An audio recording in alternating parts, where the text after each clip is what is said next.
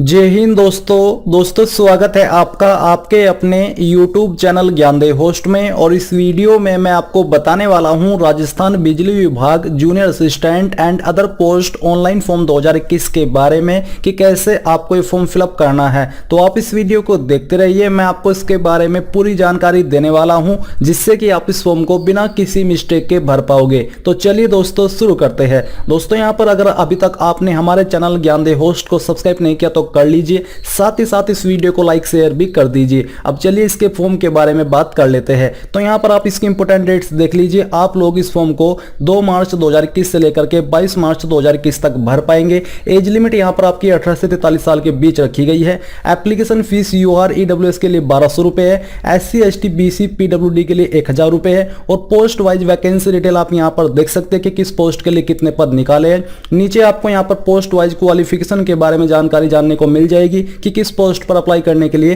क्या क्वालिफिकेशन आपसे मांगी गई है। अब आपको क्लियर हो गया होगा कि आप इसमें अप्लाई कर सकते हो या फिर नहीं कर सकते। अब चलिए इसके फॉर्म फिल प्रोसेस के बारे में बात कर लेते हैं। तो ये आपकी ऑफिशियल वेबसाइट है जहां से आपको अप्लाई ऑनलाइन करना है। इसका लिंक मैं आपको वीडियो के डिस्क्रिप्शन में दे दूंगा। ये वेबसाइट जब आप ओपन करें मोबाइल में तो आपको इसको डेस्कटॉप मोड में खोलना है और आपको अपने मोबाइल को लैंडस्केप मोड में चलाना है। तो यहां पर आप आने के बाद आपको click here for new registration इसके ऊपर क्लिक करना है।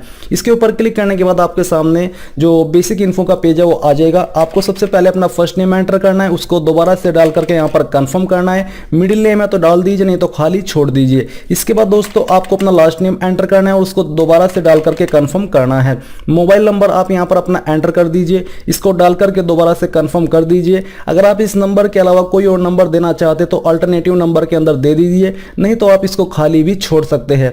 फिर दोस्तों आपको अपनी ईमेल आईडी का सिर्फ एड्रेस यहाँ पर डालना है और डोमेन नेम के ऊपर क्लिक करके डोमेन सिलेक्ट कर लेना है। अब जो भी ईमेल आईडी आपने यहाँ पर भरी है इस ईमेल आईडी को अब आपको यहाँ पर दोबारा डाल करके कंफर्म कर देना है, यानी कि इस बार आपको कोई डोमेन नेम सिलेक्ट करने की आवश्यकता नहीं है। फिर जो सिक्योरिटी कोड यहाँ पर नीचे दिया गया सिक्योरिटी कोड एंटर करना है। एंटर करने के बाद जो भी जानकारी आपने यहाँ पर भरी इन सभी को अच्छे से चेक कीजिए, क्योंकि बाद में एडिट का मौका नहीं दिया जाएगा। और श्योर होकर के सेव एंड नेक्स्ट के ऊपर क्लिक कर दीजिए। अब यहाँ पर दोस्तों आपके सामने स्टेप 2 आ जाएगा और जो बेसिकली आपका रजिस्ट्रेशन है वो हो चुका है और आपको इसकी जानकारी डिस्प्ले के ऊपर भी देखने को मिल पा रही है। साथ ही सेम जानकारी आपको मेल मैसेज के माध्यम से भेज दी गई है। अब इस सेक्शन के अंदर आपको अपना फोटो एंड सिग्नेचर अपलोड करना है। जो आपके फोटो का डायमेंशन है वो कितना होना चाहिए वो आप यहाँ पर देख सकते हैं और साइज आपका 20 से 50 KB के बीच होना चाहिए। इसी प्रकार से जो आपका सिग्नेचर है इसका साइज आपका 10 से 20 KB के बीच में रहना चाहिए। तो आपको यहाँ पर आना है और चूज फाइल के ऊपर क्लिक करके जहां पर भी आपका फोटो है वो आपको अपलोड करना है। मैं आपको एक रैंडम इमेज अपलोड करके दिखाता हूं। मैं इसको सिलेक्ट करता हूं और यहां से ओपन कर लेता हूं।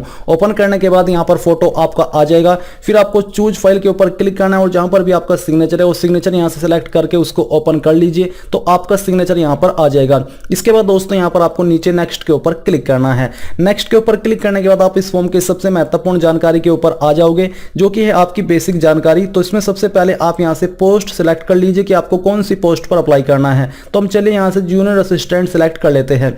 इसको सिलेक्ट करने के बाद आपको बोले कि state of which you are a bona fide resident, यानी कि आप कौन सी स्टेट के स्थायी निवासी है, उत्तर प्रदेश या फिर जो आपके राजस्थान है वही। तो मैं यहां से राजस्थान ही सिलेक्ट करता हूं क्योंकि मेनली इसमें राजस्थान के लोग अप्लाई करेंगे। वैसे कैंडिडेट इसमें ऑल इंडिया से अप्लाई कर सकते हैं। फिर दोस्तों यहां पर state from where category certificate issued, यानी कि जो आपकी कैटेगरी सर्टिफिकेट है वो कौन सी स्टेट से इश्यू किया गया है। If you are from outside Rajasthan state you will be considered as UR, यानी कि जनरल, यानी कि अगर आप अन्य स्टेट से है राजस्थान को छोड़ करके तो आप यहां पर जनरल कैटेगरी के अंदर कंसीडर किए जाएंगे। तो चलिए हम यहां से राजस्थान स्टेट सिलेक्ट कर लेते हैं क्योंकि हमने राजस्थान का बोनाफाइड एड्रेस दिया है। फिर यहां पर जो भी आपकी कास्ट कैटेगरी है वो आपको चूज कर लेनी है। जैसे कि मैंने आपको बताया कि अगर आप राजस्थान के अलावा अन्य किसी जगह से इस फॉर्म को भरोगे तो आप UR यानी कि जनरल के अंदर काउंट किए जाएंगे, चाहे आपकी कोई सी भी कैटेगरी हो। इसके बाद दोस्तों यहां पर आप नीचे देखोगे आपके सामने ऑप्शन है if BC MBC whether you belong to, अगर आप इनमें से किसी कैटेगरी से बिलोंग करते हैं तो आपको यहां पर उसका आंसर करना है। बेसिकली आपके ऊपर ये creamy layer non creamy layer का ऑप्शन एप्लीकेबल नहीं है, तो आपको नीचे कंपनी प्रेफरेंस चूज कर लेनी है। तो आप कौन सी कंपनी को फर्स्ट, कौन सी को सेकंड और कौन सी को थर्ड प्रेफरेंस देना चाहते हो उस प्रकार से आपको यहां पर इनको चूज कर लेना है। तो चलिए हमने यहां से इसको सिलेक्ट कर लिया है। सिलेक्ट करने के बाद यहां पर एक कैटेगरी बीइंग कंसीडर्ड, तो यहां पर आप कौन सी कैटेगरी के लिए कंसीडर करना चाहते हैं जो आपको आयु सीमा के अंदर छूट मिलती है उसके लिए। तो यहां पर बेसिकली UR का ऑप्शन ही एप्लीकेबल है, तो आप इसको सिलेक्ट कर लीजिए। सिलेक्ट करने के बाद are you applying under TSP, क्या आप टीएसपी एरिया के लिए अप्लाई कर रहे हैं? अगर हाँ तो यस कीजिए, नहीं तो आपको नो करना है। इसके बाद यहाँ पर आपके सामने ऑप्शन आएगा कि आप विकलांग है और आपकी विकलांगता 40% या उससे ज़्यादा है। अगर है तो यस कीजिए, नहीं तो आपको नो करना है। अगर आप यस करते हो तो आपको डिसेबिलिटी कैटेगरी और टाइप ऑफ डिसेबिलिटी और जो अन्य ऑप्शन है जो कि विकलांग को ही आंसर करने होंगे, अन्य को आंसर नहीं करने क्योंकि उनके लिए एप्लीकेबल नहीं होंगे, तो आपको उनको ऐसे ही छोड़ देना है।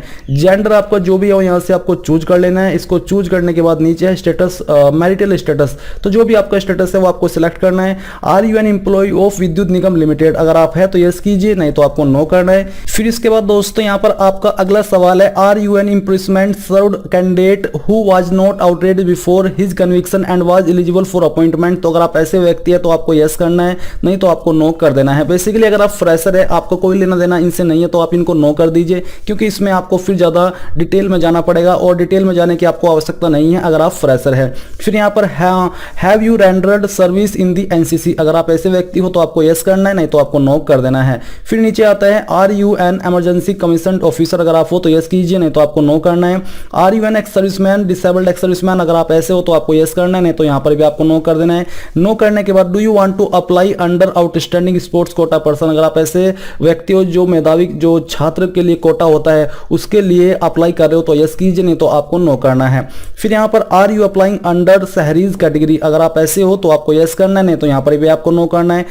Is your annually family income less than 2.5 lakh, क्या आपकी जो फैमिली है उनकी सालाना कमाई 2.5 लाख से कम है? अगर हाँ तो यस कीजिए, नहीं तो आपको नो करना है। तो चलिए हम यहाँ पर यस कर देते हैं। Religion to which you belong, तो आपका जो भी रिलीजन है वो यहाँ से आपको चूज कर लेना है। नेशनलिटी में आपको यहाँ से इंडियन सेलेक्ट कर लेना है। सेंटर फॉर ऑनलाइन एग्जाम, तो यहाँ पर दोस्तों फर्स्ट प्रेफरेंस आप किसको देना चाहते हो आपको चूज करना है। सेकंड आप किसको देना चाहते हो आपको सिलेक्ट करना है। थर्ड आप किसको देना चाहते हैं, फोर्थ किसको देना चाहते हैं और फिफ्थ किसको देना चाहते हैं। ये यहाँ पर आपको इस प्रकार से इनको सिलेक्ट करते जाना है।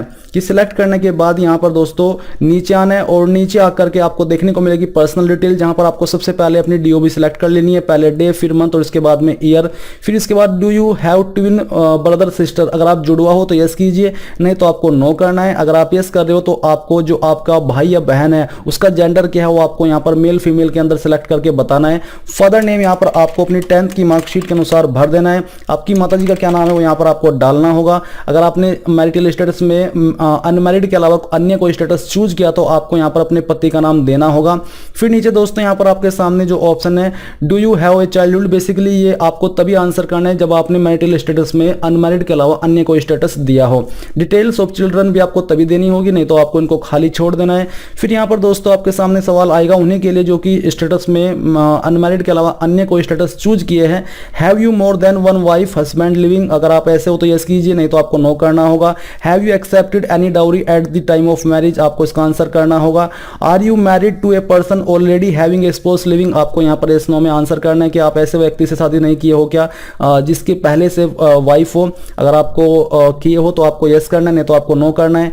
एड्रेस फॉर कोरस्पोंडेंस यानी कि प्रेजेंट एड्रेस, तो जो भी आपका प्रेजेंट एड्रेस है वो यहाँ पर आपको फिलअप कर देना है। इसको फिलअप करने के बाद यहाँ पर दोस्तों नीचे आएगा same as address for correspondence, यानी कि अगर आपका प्रेजेंट और परमानेंट एड्रेस सेम है तो यहाँ से दोस्तों आपको इसके ऊपर टिक करना होगा। टिक करने पर जो जानकारी आपने ऊपर भरी है वो नीचे भी आ जाएगी। फिर यहाँ पर आपको जो आपकी एप्लीकेशन फीस की जीएसटी इनवॉइसिंग है वो कौन से एड्रेस पे सेंड करवानी है वो आपको चूज कर लेना है। चूज करने के बाद जितनी भी जानकारी आपने यहाँ पर भरी है इन सभी को एक बार अच्छे से चेक कीजिए और नीचे आकर के सेव एंड नेक्स्ट के ऊपर क्लिक कर दीजिए। इसके बाद दोस्तों आपके सामने क्वालिफिकेशन, एक्सपीरियंस और लैंग्वेज की जानकारी आ जाएगी। तो सबसे पहले यहाँ पर आपको 10th की जानकारी भरनी है। मैंने जानकारी फिलअप कर ली ताकि आपको अच्छे से एक्सप्लेन कर सकूं। तो आपको डिग्री सब्जेक्ट स्ट्रीम के अंदर यहाँ पर ऑल सब्जेक्ट लिख देना है, क्योंकि सबसे पहले आप 10th की जानकारी दे रहे हैं। फिर आपको नेम ऑफ बोर्ड के अंदर उस बोर्ड का नाम देना है जिस बोर्ड से आपने 10वीं पास की है। इसके बाद डेट ऑफ पासिंग में आपको वो डेट चूज करनी है जब आपने 10वीं पास कर ली थी। आपको आपकी मार्कशीट के ऊपर वो डेट देखने को मिल जाएगी। अगर एग्जैक्ट डेट मालूम नहीं है तो आप एक एक्सपेक्टेड डेट भी यहाँ पर डाल सकते हैं,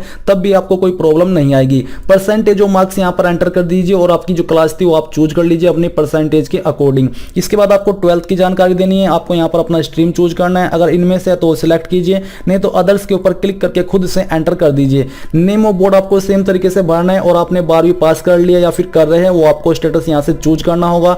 डेट ऑफ पासिंग सिलेक्ट करनी है, परसेंटेज डाल देनी है और आपकी क्लास क्या आती है वो आपको यहाँ पर चूज कर लेना है। इसके बाद दोस्तों ग्रेजुएशन की जानकारी आती है, तो आपने ग्रेजुएशन किस स्ट्रीम में की है वो आप यहाँ से चूज कर लीजिए। अगर इनके अलावा कुछ और है तो आप अदर्स के ऊपर क्लिक करके उस स्ट्रीम का नाम यहाँ पर दे दीजिए। फिर आपने कौन सी यूनिवर्सिटी से किया है उसका नाम यहाँ पर दे दीजिए। मैंने शॉर्ट फॉर्म में लिखा है बट आपको फुल नेम यहाँ पर अपनी यूनिवर्सिटी का देना होगा। आपका स्टेटस चूज कर लीजिए कि अभी आप कर रहे हो या फिर पास कर चुके हो। डेट ऑफ पासिंग यहाँ पर डालनी है और इसके बाद यहाँ पर परसेंटेज और आपकी क्लास चूज कर लेनी है। इसके बाद अगर आप कोई अन्य क्वालिफिकेशन देना चाहते हो जैसे कि post graduate diploma, professional qualification, तो आप यहाँ पर सेम तरीके से उसकी जानकारी भी भर सकते हैं। नहीं तो आपको नीचे आना है और यहाँ पर आपको आंसर करना है, do you possess working knowledge of Hindi written in Devanagari script and knowledge of Rajasthani culture. तो यहाँ पर आपको यस करना है। अगर आप नो करोगे तो आप इसमें एलिजिबल नहीं हो पाएंगे अप्लाई करने के लिए। फिर यहाँ पर डू यू पोसेस और हायर लेवल सर्टिफिकेट, अगर आप ऐसे हो तो आपको यहाँ पर इसका स्टेटस चूज कर लेना। तो हम यहाँ से पास सेलेक्ट कर लेते हैं।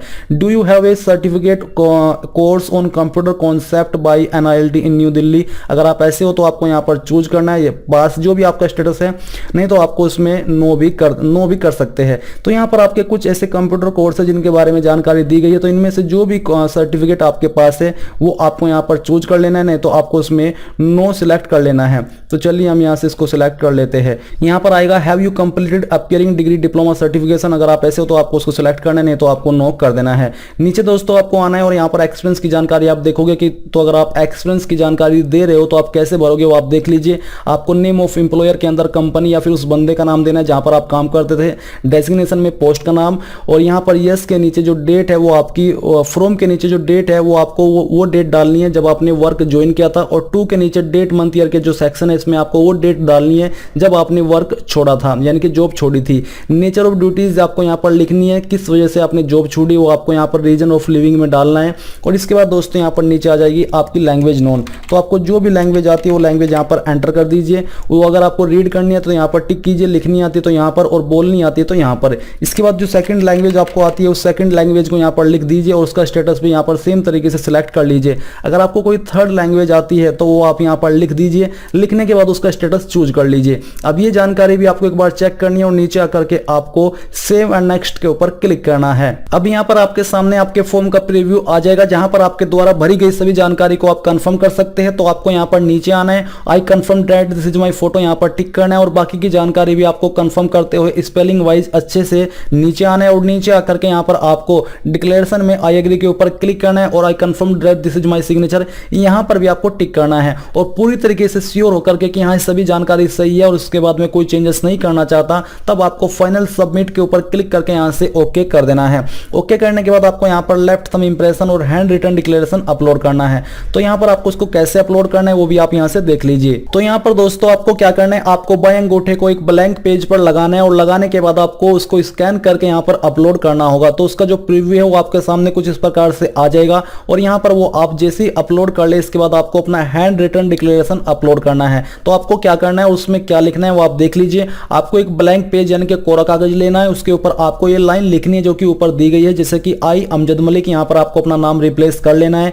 हरबे declare that all the information submitted by me in the application form is correct and valid, I will present the supporting documents as and when required. तो आपको ये लाइन उसके ऊपर लिखनी है, लिखने के बाद आपको नीचे साइन कर देना है जिससे कि वो ऑथोराइज्ड माना जाए। या अगर आप और बेहतर तरीके में डिक्लेरेशन देना चाहते हो तो आप जो नीचे लाइन दी गई है ये भी लिख सकते हैं, थोड़ा डिटेल्ड में है, इसमें फर्क कुछ नहीं है, बस आपका डिक्लेरेशन का थोड़ा एक इसमें डिटेल में जानकारी दी गई है, उसमें थोड़ा शॉर्ट में दी गई है।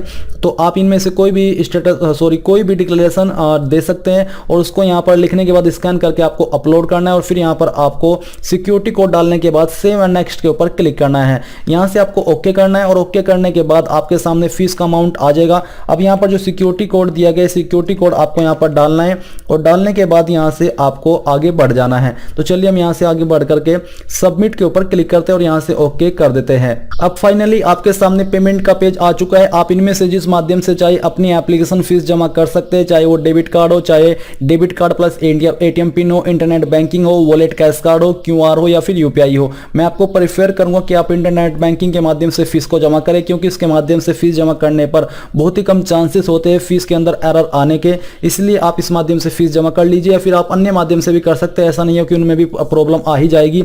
और जैसे आपकी फीस जमा हो जाएगी आपको इसी वेबसाइट के ऊपर रिडायरेक्ट किया जाएगा और आप वहां से अपने फॉर्म का फाइनल प्रिंट आउट ले पाओगे। इस प्रकार से दोस्तों दोस्तों आप राजस्थान बिजली विभाग वेरियस पोस्ट ऑनलाइन फॉर्म 2021 को भर पाओगे। आई होप ये जो प्रोसेस है वो आपको पसंद आया होगा। अगर आपके सामने कहीं पर कोई प्रॉब्लम आई है तो आप कमेंट के माध्यम से पूछ सकते हैं। एंड इस वीडियो के लास्ट में मैं आपसे ये कहना चाहूंगा कि आप इस वीडियो को लाइक, शेयर और साथ ही साथ आपके अपने यूट्यूब चैनल ज्ञानदेव होस्ट को सब्सक्राइब करके बेल आइकन को ऑन कर ले, ताकि आपको आगे आने वाली वीडियोस के नोटिफिकेशन सबसे पहले मिल पाए। जय हिंद दोस्तों।